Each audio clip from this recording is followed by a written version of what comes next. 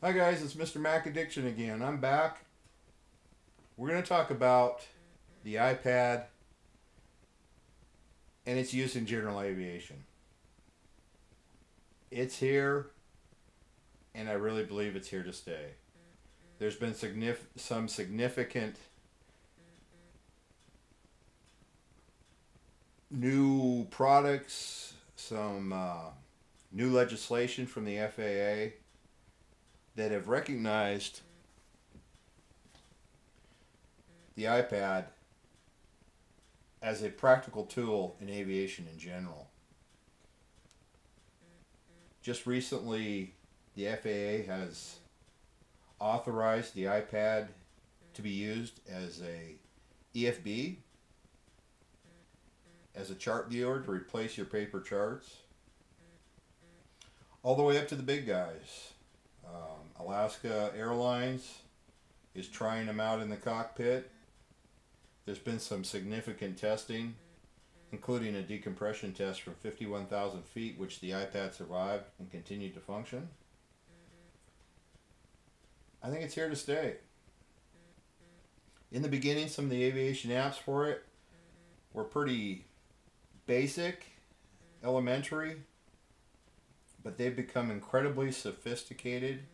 I'm not going to go into all the aviation apps out there because there are literally dozens. One of my favorites, though, is the WingX Pro 7. I can tell this was designed by pilots. Great app, works well. Some issues that you've seen, and if you're watching this video, you've searched for other videos regarding the iPad use in the aircraft, you've seen some reviews, you've seen some discussion, you've seen some debate regarding its practicality. And there are a few issues that we have to look at, and we have to decide, is it right for me? One of the big ones is the glare on the screen. The iPad screen is a glossy screen, beautiful indoors. Get it out in the sunlight, not so much. Since it is a glossy screen, it is susceptible to a considerable amount of glare from the sunlight. Probably an issue if you have a low-wing aircraft. A lot more sunlight in the cabin. One solution is an anti-glare screen protector. Inexpensive on the web, goes on easy, and actually does cut a considerable amount of glare on the iPad screen. One of the other issues with the iPad and use in aviation has been the brightness. If you're flying at night, the screen is way too bright. It's going to kill your night vision.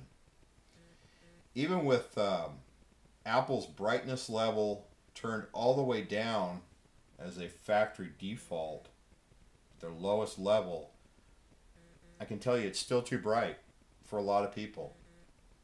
It's a considerable hazard to your night vision. But that issue has already been addressed. I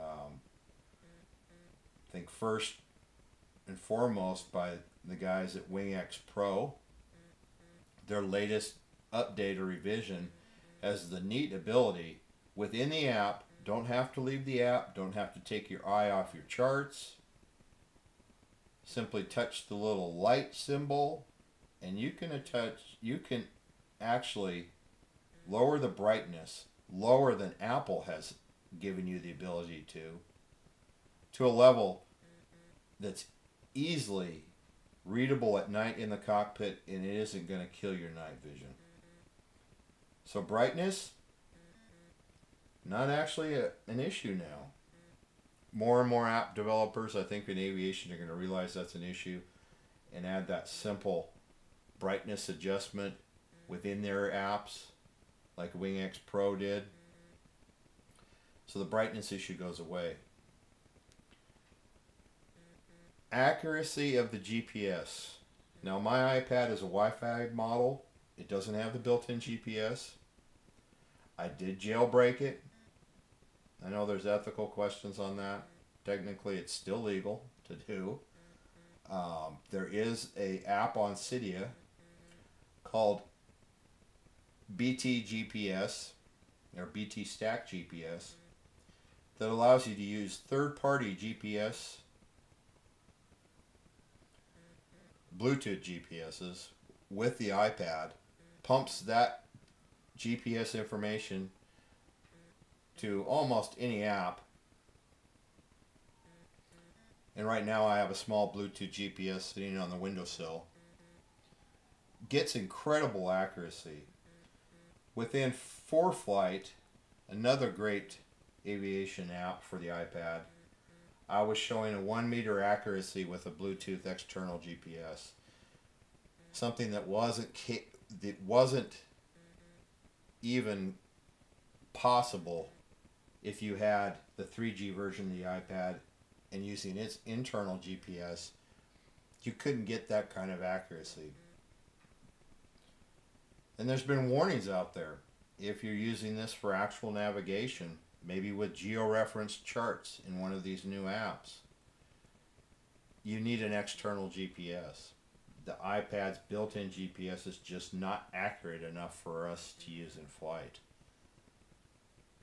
There is a GPS, it's a Bluetooth model that Apple has certified for use with the iPad. It has the correct Bluetooth protocol to work with the iPad, not jailbroken. There's also the folks at Bad Elf have created a plug-in, uses the 30-pin dock connector on the iPad. It's an incredibly accurate GPS. And again, there's always that option too, that if you want to go down the jailbreak road, jailbreak your iPad, get the $5 app. It's called Bluetooth Stacker GPS. It allows you to use any Bluetooth GPS, most of which are WASP compatible. You have the wide area augmentation system accuracy. So each step of the way, we're seeing that the iPad is an incredible and powerful tool in the cockpit. Issues that may come up, app developers addressed, hardware developers address. Now you say, we've got the apps, we've got the glare controlled, we've got the brightness controlled from within our apps, we have the GPS accuracy issue controlled using an external GPS. What are you going to do with it now? Well, you can set it on your leg, like we're used to doing with our knee boards. And even without a mounting system, it's pretty stable. I mean, I move my leg around. I don't move my leg around while I'm flying. And it'll work. But thankfully, as soon as this thing came out, there was already folks developing ways to put this thing in your plane. The folks over at Ram Systems, they've got a yoke mount, they've got a glare shield mount, they've got a seat rail mount for your folks holding Cessnas. Sporties has 2 custom designed knee boards that hold the iPad on your leg. MyGoFlight.com, they've developed their own knee board for the iPad and the iPad 2. There's one out there called the App Station. That's another knee board style with strap for mounting the iPad to your leg. And there's several out there. And I'll put a few links down below. You guys can go and check them out. If I get a chance to get my hands on some of those products to review them, I'll let you know. We'll post them up there. You can check them out. I might do some reviews on some of the apps. There's so many. Definitely I have a couple favorites that I'll probably review, so come back, check those out. Take a look at some of the other reviews of, discussions of the iPad in the cockpit. I definitely think it's here to stay. Powerful tool. Cheaper subscriptions of your charts. Just as good as anything else out there. Big, beautiful screen. Easy to use with your fingers. No stylus. Don't need to worry about dropping a stylus on the floor during your approach. It's definitely a powerful tool for us pilots. So thanks. Subscribe. Come back. Check out my reviews. Glad you came by. Have a good day.